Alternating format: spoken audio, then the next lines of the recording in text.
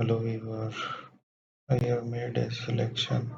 Take the color, then move the selection on the other side. Let's add a paint, then take a new structure,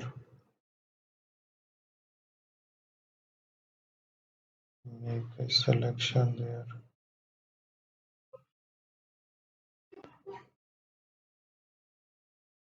add a paint around it. So let's have that selected part we will use. Then take a structure, use another paint. Let's take